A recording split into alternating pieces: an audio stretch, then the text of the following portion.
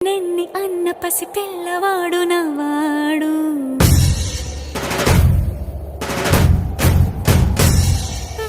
విడుముండోడు అని ఊరు వాడ అనుకున్న గాని మహారాజు నాకు నవాడు.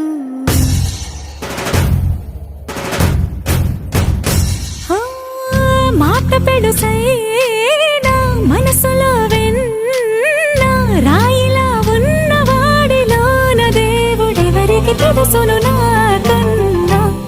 సూసేకి అగ్గిరవ్వ మాదిరే ఉంటాడే నా సవే.